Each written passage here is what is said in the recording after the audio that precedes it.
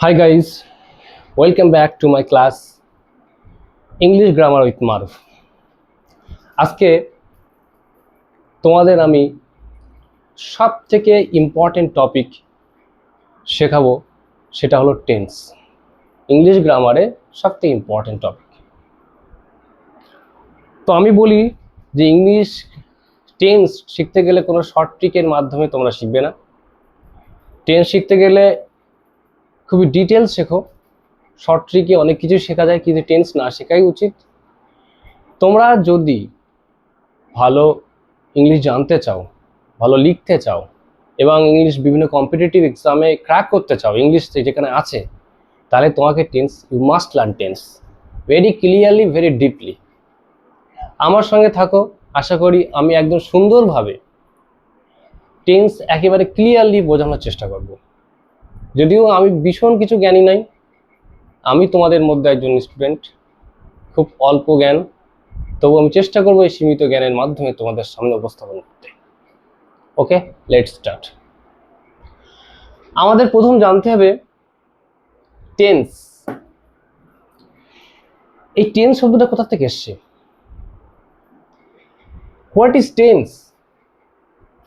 The word tense is derived from the Latin word tempus. The word tense is derived from the Latin word tempus. এটা tempus শব্দ থেকে এসেছে, which is directly connected with time, যেটা সময়ের সঙ্গে একেবারে সরাসরিভাবে যুক্ত। অর্থাৎ টেন্স শেখার আগে, before you learning tense, you must learn verb. তোমাকে ভার্ব জানতে হবে, because verb is the heart of sentence. একটা ভার্ব হচ্ছে একটা সেন্টেন্সের হার্ট। তার জন্য আমি তোমাদের আজকে যে প্রথম যে ভিডিওটাতে, এই ভিডিওতে তোমাদের আমি স্লাইটলি কিছু ফিচার আমি বলবো। এই ফিচারগুলো তোমরা জানো আগে, টেন্স শেখার আগে ইউ শুড লার্ন দিস, তোমাকে এগুলো জানা উচিত। ডাইরেক্টলি আমি বলে দিতাম যে এটা present indefinite tense, present continuous tense, perfect tense বলে আমি বেরিয়ে যেতে পারতাম, কিন্তু আমি ভাই বলবো না। যেহেতু আমি তোমাদের কথা দিয়েছি আমি টেন্সটাকে একেবারে ক্লিয়ারলি বলবো, তাই আমি তার কিছু স্লাইড ফিচার্স তোমাদের সামনে তুলে ধরেছি। ওকে, সঙ্গে থাকো, স্কিপ করো না, দেখো। আশা করি পরিষ্কার করে আমি টেন্স তোমাদের বোঝাতে পারবো। Tense are three types: present tense, past tense, future tense. Present, past, future tense. Present tense, what is present tense? Present tense বর্তমানে তুমি যেটা করছো, the action happening at the present of time, at the present time, মানে একেবারে সঠিক এই সময়ে তুমি যেটা করছো, সেটা হচ্ছে কি প্রেজেন্ট টেন্স। যেন আমি তোমাদের সামনে এখন আমি ইংলিশ শেখাচ্ছি, এটা প্রেজেন্ট টেন্স। আমি একটু আগে দ্য অ্যাকশন হ্যাপেন বিফোর, যে অ্যাকশনটা একটু আগে ঘটে গেছে, সেটা হচ্ছে past, that is called past. আর ফিউচার, যেটা এখনো ঘটেনি, যেটা ঘটবে, উইল হ্যাপেন, যেটা ঘটবে, সেটা হচ্ছে ফিউচার টেন্স। এই যে তিনটে টেন্স, প্রেজেন্ট, পাস্ট, ফিউচার, বর্তমান, অতীত আর ভবিষ্যৎ, তিনটে আমরা জানলাম। তিনটে টেন্সের সাবডিভিশন অফ টেন্স কি? প্রথম আসবে indefinite, continuous, perfect, perfect continuous. এই নামগুলো বারবার ঘুরে ফিরে আসবে, বারবার ঘুরে ফিরে আসবে। প্রথম আসবে প্রেজেন্ট ইনডিফিনাইট।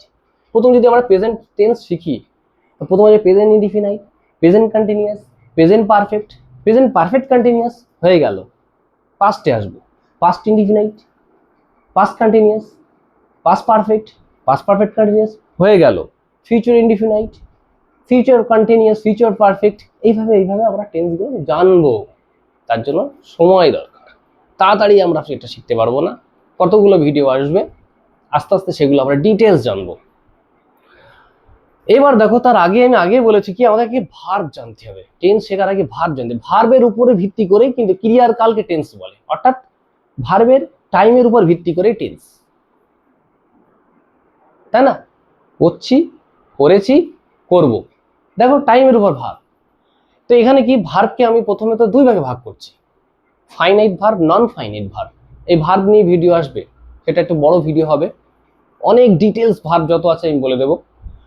ফাইনাইট ভার্বকে দুই ভাগ করা যায়, প্রিন্সিপাল, অক্সিলারি ভার্ব। প্রিন্সিপাল ভার্বকে দুই ভাগ করা হচ্ছে ট্রানজিটিভ, ইনট্রানজিটিভ ভার্ব। এই ইনট্রানজিটিভের আরেকটা ভার্ব হচ্ছে কপিলেটিভ ভার্ব। তারপর দেখো ইনট্রানজিটিভ ভার্বকে আবার চার ভাগে ভাগ করা যায়, positive, reciprocal, reflexive, factitive verb. এই ভার্বগুলো এখন জানার কোনো দরকার নেই, এর জন্য আলাদা ভিডিও আসবে, তখন জানবে। তার আমি বললাম যে আমি স্লাইন ফিচার বলছি টেন্স চলার জন্য, টেন্সটা শেখার জন্য। আপাতত এই টেন্সটা আমাদের টেন্সটা চালু করার জন্য আমাদের এই তিনটে ভার্বটাকে আগে জানতে হবে। কি ভার্ব কি? আমরা আপাতত তিন ভাগে ভাগ করছি, B verb, have verb, do verb. Be verb, have verb, do verb. Be verb কি কি? am, is, are, was, were। am, is, are, was, were। Have verb কি কি? have, has, had। Do verb কি কি? Do verb হচ্ছে কি দেখো, যে ভার্বগুলো করলে কষ্ট হয়, শ্রমসাধ্য ভার্ব। যেমন কি কি? এই ডু করা, সিং গান করা, ইট খাওয়া, রাইট রান দৌড়ানো, এসবগুলো কষ্ট হচ্ছে। এবার দেখো তিনটে যে ভার্ব, এই ভার্বের তিনটে ভাগ আমরা করে নিচ্ছি, V1, V2, V3। Present form, past form, past participle form. তো এত বড় না বলে আমরা এটাকে শর্ট ফর্মে বলি, V1 ভার্বের first form, second form, third form. তাই আমি এই ফর্মগুলো ভাগ করেছি, V1, V2, V3। V1 কি কি দেখো, V1 কি বলে বি, V2 হচ্ছে কি ওয়াজ ওয়্যার, আর V3 হচ্ছে বিন। বি মানে am, is, are, V2 মানে ওয়াজ ওয়্যার, আর V3 মানে বিন। কেন চালু হয়, কিভাবে হয়, সব বলবো আমি ডিটেলস, কেন বিন এসছে বলবো, সব বলবো। হ্যাভ ভার্ব কি কি? হ্যাভ ভার্বকে তিন ভাগে ভাগ করা যায়, হ্যাভ, হ্যাজ আর হ্যাড। হ্যাভ, হ্যাজ আর হ্যাড একেও তিন ভাগে ভাগ করছে, V1, V2, V3। Have verb অথবা হ্যাজ, হ্যাড, হ্যাড। এই পুরো ভার্বটাই কিন্তু, হ্যাভ ভার্বটা কিন্তু হ্যাভ থেকে সৃষ্টি হয়েছে। কিভাবে হয়েছে আমি বলছি দেখো, ও এটা জায়গা ধরবেন অবশ্যই। এখানে একটু বলি দেখো, এই জায়গাটায় হ্যাভ ভার্বটা কিভাবে সৃষ্টি হচ্ছে। এই হ্যাভ প্লাস ডু সমান সমান হ্যাভ, হ্যাভ প্লাস ডাজ সমান সমান হ্যাজ, হ্যাভ প্লাস ডিড সমান সমান হ্যাড। তাহলে কিন্তু এই তিনটে ভার্ব সব কিন্তু হ্যাভ ভার্ব থেকেই আসছে, বোঝা গেল? এবার দেখো ডু ভার্বকে তিনটে ভাগ করছি আমি, do, did, done, go, went, gone, এরকম করে তিনটে ভাগ। এই ভাগের আবার দুটো ভাগ আছে, একটা হচ্ছে রেগুলার ভার্ব, একটা ইরেগুলার ভার্ব। রেগুলার ভার্বটাকে আমি আর দিলাম, আর ইরেগুলার ভার্বটাকে আমি আই আর দিলাম।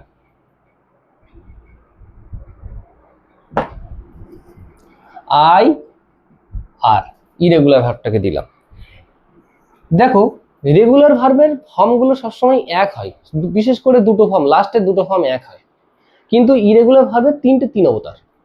যেমন এরকম বললাম যে PLAY play, PLAYED played, PLAYED played. এটা কিন্তু রেগুলার ভার্বের উদাহরণ। আর ইরেগুলার ভার্বের উদাহরণ এরকম গো, ওয়েন্ট, গান, তিনটে তিন রকমের।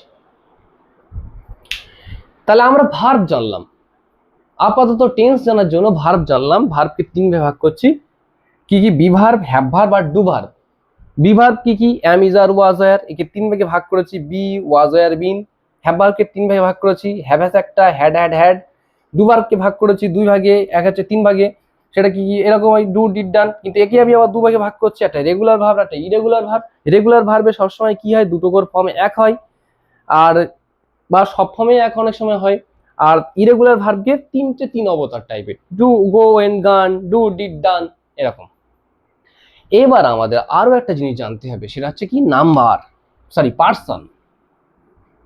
কারণ এটা প্রেজেন্ট ইনডিফিনাইট টেন্সে আমাদের লাগবে পার্সন। তার জন্য আমি কি পার্সনটাকে তোমাদের একটু স্লাইন্টলি বলে দিচ্ছি। পার্সনকে আমরা দুই ভাগে ভাগ, পার্সন মানে পুরুষ, উত্তম পুরুষ, মধ্যম পুরুষ, প্রথম পুরুষ।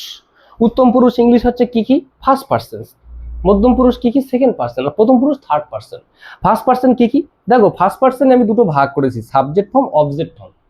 ফার্স্ট পার্সন মানে আমি, আমরা, আমাদিগকে, I, we, me, us, mine, my, our, mine, এইসবগুলো। সেকেন্ড পার্সন ইউ, ইউ, তুমি, তোমরা, তোমাদের, এইসব তোমাদিগকে, এটা সেকেন্ড পার্সন। থার্ড পার্সন কি কি?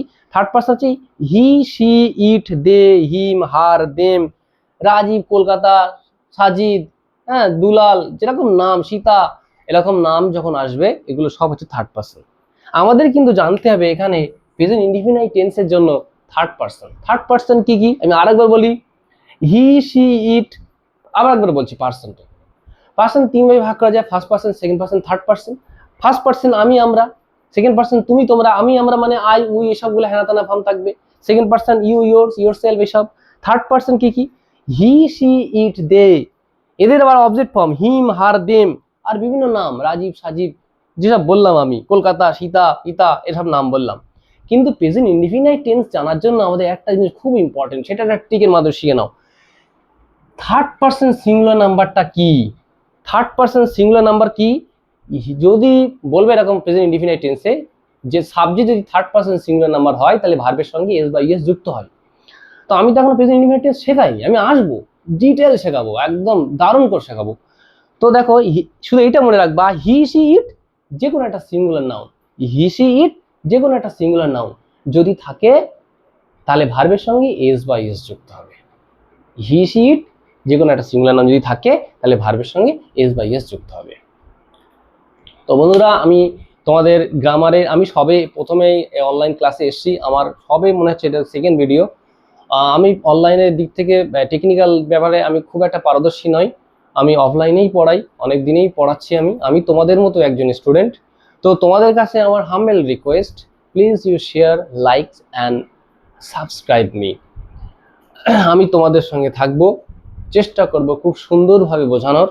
ওকে, থ্যাংক ইউ।